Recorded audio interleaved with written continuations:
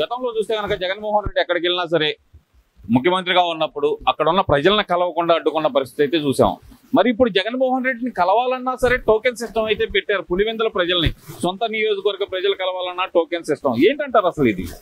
అందరికీ నమస్కారం అండి. ఈ జగన్ రెడ్డి పాలన కానీ అతని వ్యవహార శైలి కానీ వింతగా ఉంటుందండి. అది మామూలు సామాన్య ప్రజలకైతే అర్థం కాదు. ఇది ఏంటంటే ఈ మామూలు వాళ్ళు సొంత నియోజకవర్గం, అతనితో పుట్టి పెరిగిన వాళ్ళు వాళ్ళందరూ ఉంటారండి. సొంత నియోజకవర్గం అంటే మాతృ సంస్థ లాంటిదండి. అలాంటి దానికి కూడా జగన్ రెడ్డి కౌంటర్ పెట్టి టోకెన్లు పెట్టి ఇట్లా రాణిస్తున్నాడంటే అతను ఎంత దీనస్థితిగా ఉన్నాడో మనం అర్థం చేసుకోవచ్చండి. ఈ జగన్ రెడ్డి ఏంటంటే మామూలుగా అతను ముఖ్యమంత్రిగా ఉన్నప్పుడు కూడా అంతేనండి, విపరీత మనస్తత్వం. పరదాలు కట్టి చెట్లు నరికేసి అతను ఏ రూట్లో అయితే ప్రోగ్రాం ఉంటుందో సగం నగరాన్ని బ్లాక్ చేసేసేవాళ్ళు అండి. అంత హింస పెట్టారు ఆంధ్రప్రదేశ్ని. ఈ అతను మనస్తత్వం విచిత్రమైన మనస్తత్వం కాబట్టి ఇలాంటి ఎంత పోకళ్ళన్నీ చేస్తూ ఉంటాడండి జగన్. ఎందువల్ల అంటారు? ఇప్పుడు సొంత నియోజకవర్గం పులివెందులో వాళ్ళ అడ్డా అంటూ చెప్పుకునే పరిస్థితి ఉంది. గతం నుంచి ఇప్పటి నుంచే చెబుతున్నారు పులివెందుల పులిబిడ్డ అంటూ ఉంటారు. మరి అలాంటి వ్యక్తిని సొంత నియోజకవర్గ ప్రజలు కలవాలన్నా టోకెన్ పెట్టుకునే పరిస్థితి వచ్చిందంటారా? మరి అంతకన్నా స్థానిక వైసీపీ కార్యకర్తలు అందుకన్నా అవమానం ఏమి ఉండదండి టోకెన్ సిస్టమ్ పెట్టారంటే. ఎందుకంటే అతను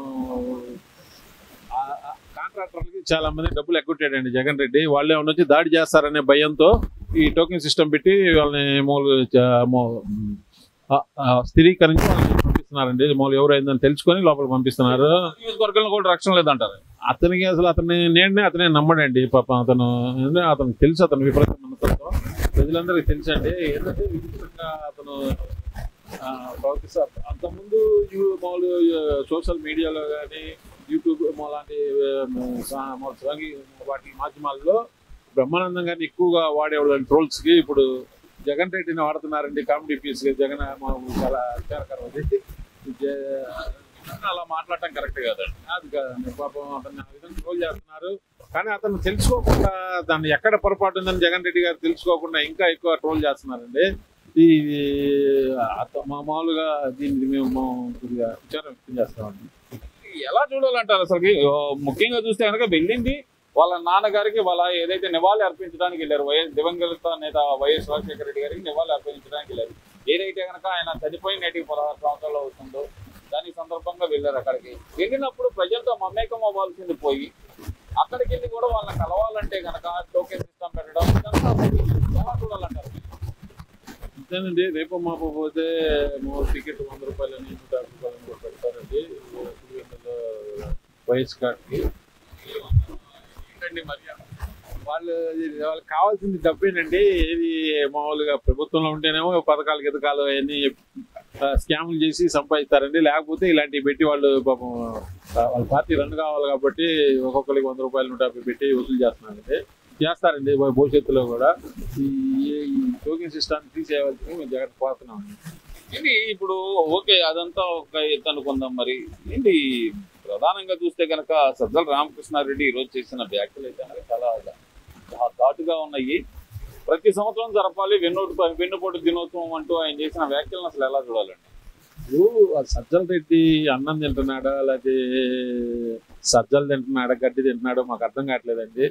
అది అయిపోయి ఇప్పుడు 30 సంవత్సరాలు అవుతుందండి. అప్పుడు ఒక జనరేషన్ కూడా ఆల్రెడీ పుట్టి పెరిగిపోయి అయిపోయింది, అంతా అయిపోయింది.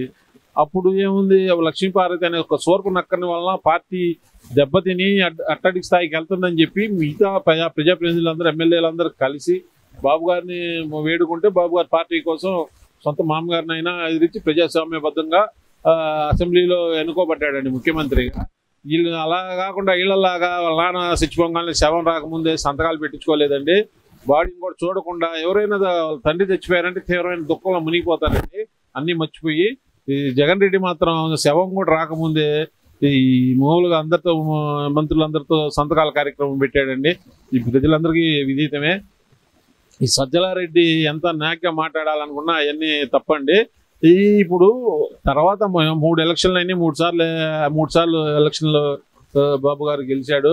మామూలు తర్వాత అంత జరిగిపోయిన చరిత్రని వీళ్ళేదో శుద్ధ పూసల్లాగా వీళ్ళేదో నీతిమంతుల్లాగా ఇలా సజ్జల రెడ్డి పాపం 151 స్థానాలున్న వైసీపీని 11కి తీసుకొచ్చినా కానీ ఆ సజ్జల రెడ్డికి ఏ మొహం పెట్టుకొని ప్రెస్ ముందుకు వస్తున్నాడో మాకు అర్థం కావట్లేదండి. సజ్జల గారు ముందు మీ పార్టీని బాగా బలోపేతం చేసుకోవాలి, ప్రజల్లోకి వెళ్ళి ప్రజల కోసం పోరాడండి, మీకు గుర్తింపు వచ్చింది. కానీ ఇట్లా లేని కానీ పాత చింతగా పచ్చళ్ళ విషయాలు చెప్తే మాత్రం మీకేం పార్టీకి ఏం ఉపయోగపడదని మేము తెలియజేస్తున్నామండి. ఎందుకని పదే పదే వైసీపీ నాయకులు వెన్నుపోటు అనే పదాన్ని ఎందుకని వదలలేకపోతున్నారు అనుకోవాలంటారు? వెన్నుపోటు అంటే రాజశేఖర రెడ్డి కాంగ్రెస్ పార్టీకి వెన్నుపోటు పొడిచి మామూలు రెడ్డి కాంగ్రెస్ అని పెట్టి ఆవు దూడ గుర్తు మీద పోటీ చేసి మళ్ళీ అక్కడ ప్రయోజనం లేదని మళ్ళీ కాంగ్రెస్ చూడండి, అది వెన్నుపోటు అండి. ఇది మామూలు రాజశేఖర రెడ్డి గారు మేము రాహుల్ గాంధీని ప్రధానమంత్రిగా చూడాలనుకున్న అదే నా జీవిత లక్ష్యాన్ని ప్రకటించాడండి. కానీ అతనికి వ్యతిరేకంగా సోనియా గాంధీ గారికి రాహుల్ గాంధీకి వెన్నుపోటు పొడిచి వేరేగా ప్రత్యేకంగా పార్టీ పెట్టి కాంగ్రెస్ కోలుకోవాలని దెబ్బతీశాడండి. అదండి అసలైన వెన్నుపోటు అంటే. వెన్నుపోట్ల గురించి వీళ్ళు మాట్లాడుతుంటే దెయ్యాలు వేదాలు వర్ణించినట్లుగా ఉన్నాయండి. మేము ఈ విషయాన్ని తీవ్రంగా ఖండిస్తున్నామండి. ఇప్పుడు ప్రధానంగా చూసుకుంటే కనుక ఇదే జగన్మోహన్ రెడ్డి ఇప్పుడు రైతుల గురించి మాట్లాడుతున్నారు. అక్కడ ఏదైతే కనుక వైఎస్ఆర్ ఘాట్ దగ్గరలోనే వచ్చిన 2-3 రైతులతోటి మాట్లాడుతూ చీనీ రైతులు నష్టపోతున్నారు, కింట 600కు అమ్ముకుంటున్నారు, మా హయాంలో అయితే 30,000 అమ్మినాయి, 40,000 అమ్మినాయి అంటూ మరి ఆయన చెబుతున్నారు. అంత వాస్తవం ఉందనుకోవచ్చు అంటారా?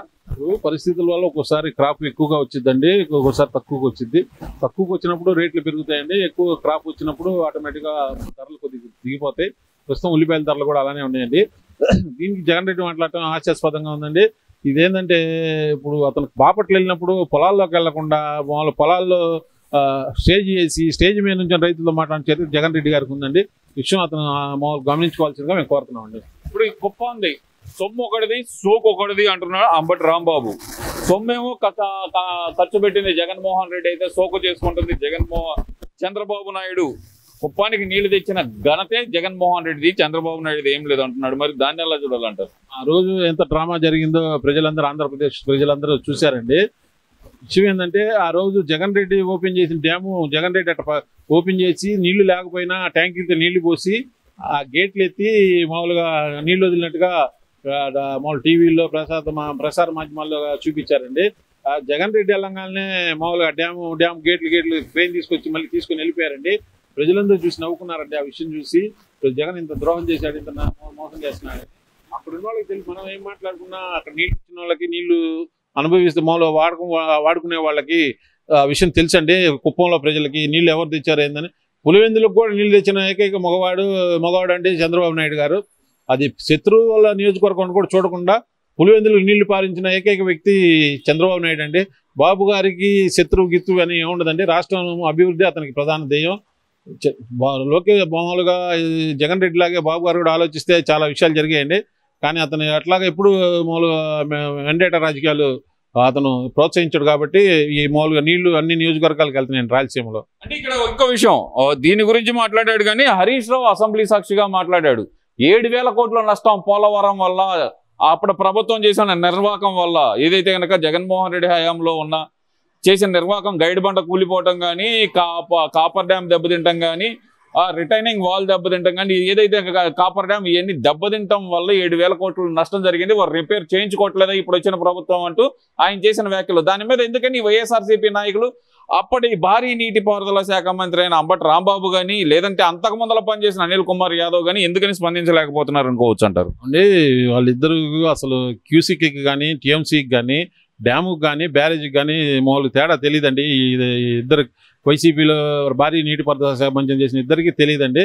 వాళ్ళు ఏంటంటే జగన్ చేయటానికే ఆ పోస్ట్లో ఉన్నారండి. ఇప్పుడు ఈ హరీష్ రావు గేటు కొంగ హరీష్ రావు అతని రాష్ట్రంలో అతని రాజకీయాలు చూసుకోవాలని మేము విజ్ఞప్తి చేస్తున్నామండి. మా ఏపీలో వెళ్ళి పెడితే మాత్రం పరిస్థితి చాలా దారుణంగా ఉంటుందని మేము తెలియజేస్తున్నాము.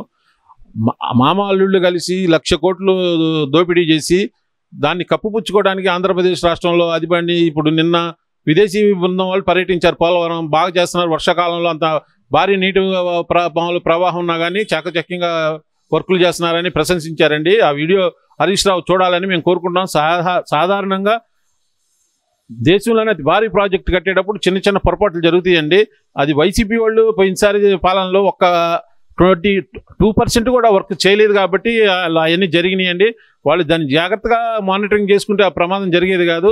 వాళ్ళు గాలికి వదిలేశారు, కాంట్రాక్టర్లు మార్చారు, పాత కాంట్రాక్టర్లు మార్చి నవయుగాలను మార్చి కృష్ణారెడ్డి వాళ్ళకి అతను స్వలాభం కోసం రివర్స్ టెండరింగ్ కోసం అని మార్చి అన్ని వర్కులు చేయబోబట్టి దానికి మెయింటెనెన్స్ చేయబోబట్టి అలాంటి పరిస్థితి వచ్చిందండి. అదే బాబు గారు తెలుగుదేశం ప్రభుత్వం ఉంటే ఈ పాటికి పూర్తయ్యి నీళ్లు కూడా అన్ని ప్రదేశాలకి నీళ్లు చేరాయండి. ఈ విషయాన్ని హరీష్ రావు గుర్తుంచుకోవాలి. అతని రాష్ట్రంలో రాజకీయాలు అతను చూసుకోవండి. మా రాష్ట్రంలో ఏలు పెడితే మాత్రం మేము తీవ్రంగా స్పందించాలని హరీష్ రావుకి వార్నింగ్ ఇస్తున్నామండి.